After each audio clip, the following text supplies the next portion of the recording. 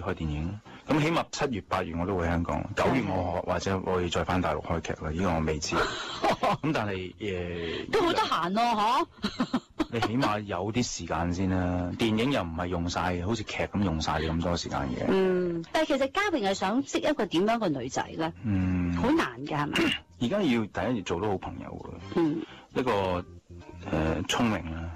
因為好多嘢要唔好，我唔想每樣嘢都講得要好 detail 好清楚。我希望好快有個共識嘅，即係我同佢講，我明你講咩啦。咁點解要做到好朋友咧？但係我覺得愛情係唔會維持到好多年嘅。咁以後嘅路就係兩個人一齊互相扶持嘅，互相走。然後去幫我哋分析嘅人生，跟住繼續點樣走落去。咁你會唔會係？而家即係譬如話即係大家都，因為我哋有啲朋友去到咁上下就，時間冇多啊，嗱嗱聲，即係講清楚先。喂，你係唔係㗎？唔係就唔好嘥時間。咁你揾翻啲咁上下年紀嘅，咪一定佢急過你啦，係嘛？你唔好咁大聲，嘉榮，你而家都係剩男嚟嘅啫。我絕對係。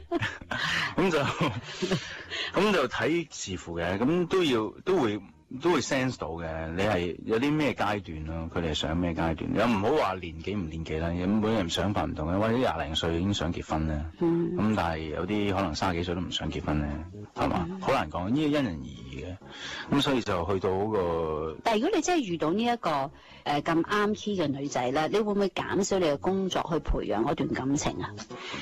或者將你個做嘢嗰個基地翻嚟香港多啲啊！即係除非你識到嘅係內地美女啦嚇，唔知係內地定香港，我有啲唔知，但係就好難講。呢個因為呢2-3年對我嚟講都幾 crucial。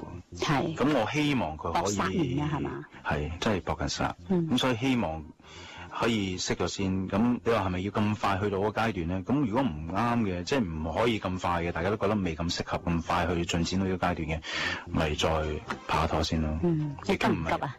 冇得急，冇得急。我覺得男人始終係事業。係。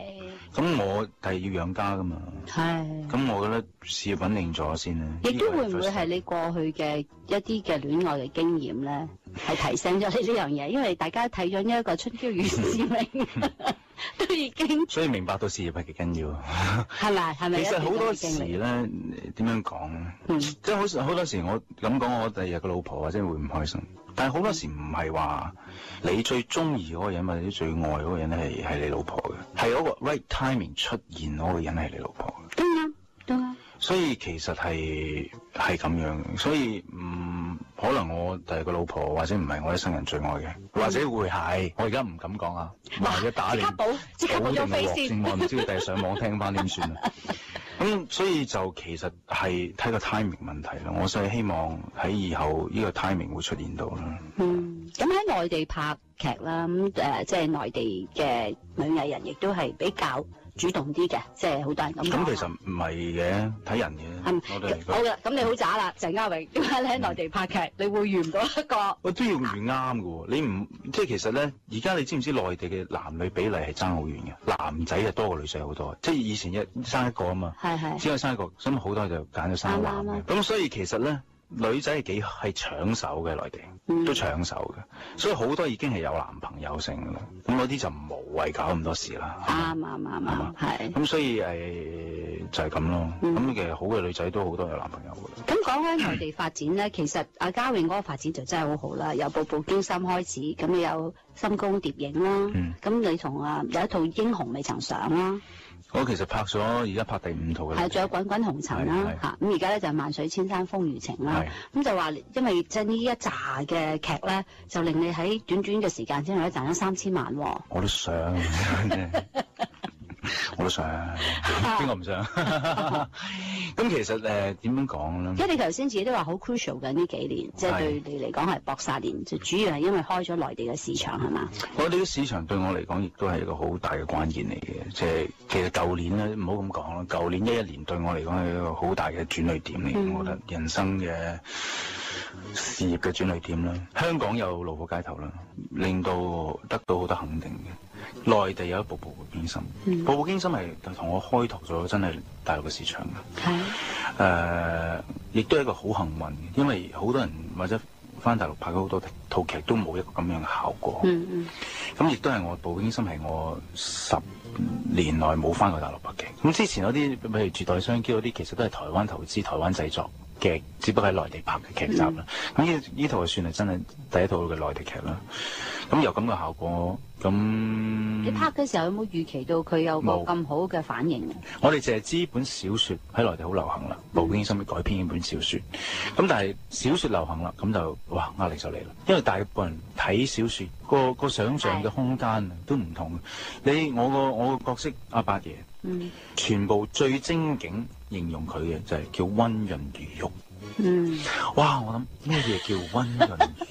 喂，嗰4個字就易寫啊！係啊，但係你要做出個感覺，個溫潤如玉點啊？我問喂阿李國立，即係我哋個製作人啦，點為之啊？佢都啊，係都真係呢種係憑空想像嘅感覺，每個人睇嘅感覺唔一樣。咁你點咧？點去攆呢4個字咧？所以我開頭拍嘅時候，我係會睇 playback 睇得好密嘅，我同埋會問其他人嘅感覺嘅。你嘅印象中，你嘅想像中，即係導演啦，你嘅想像中，八哥係咪咁？係你咧，即係我問好多不同嘅人意見，最終當然啦，我決定嘅尺度係幾多噶嘛，我演出嚟，所以我就要睇 playback。好啦，咁樣似。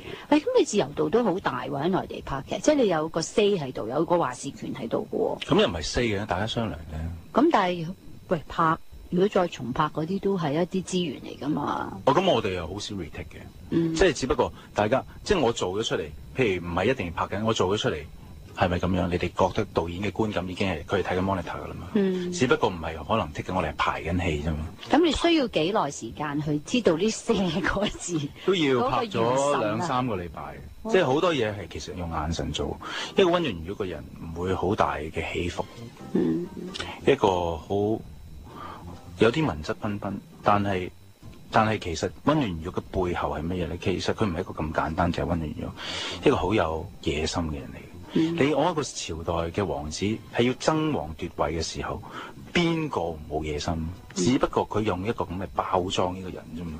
佢用溫潤如玉包裝，同埋等其他嘅兄弟，佢有個八爺黨就去捧佢做皇帝啫嘛。即係呢個包裝嚟，令到人哋心服口服，呢個包裝。你而家拍咗劇咁耐咧，會唔會係入咗個角色出唔到嚟㗎？仲有冇乜情況？與敵同行嗰陣時我試過，係好辛苦嘅。我唔會俾自己再咁辛苦。咁點咧？你嗰陣時用咩方法去掹自己走？我嗰陣時係好少拍啲咁沉重爆嘅，咁沉重啦，由0到100，我需要好耐，所以就 keep 住與敵同行嘅時候，嗰個情緒。咁但係好辛苦嘅一件事嚟嘅，咁但係 keep 咗個情緒咧，我就好快入到去啦。但係而家可能經驗多咗啦，唔需要咁樣做。OK，係唔需要再咁樣做。咁喺內地拍劇咁有冇3000萬都好啦，都係一個好好嘅收入啦嚇。咁你嗰陣時就我最想咧就係揾咗錢買層樓咁，買咗未啊？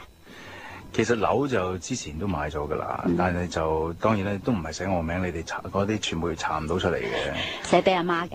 阿媽間公司嘅。咁俾心機拍拳王啦，亦都拍得好辛苦啦。咁口碑又好好啦，收視又好好啦。有冇諗過呢個又係另外一個視帝嘅獎項？我冇，其實拍每套劇都冇諗過話攞唔攞獎。咁其實我亦都覺得。我想要嘅認同，我舊年都攞到認同，雖則是都不停都有。多過唔多？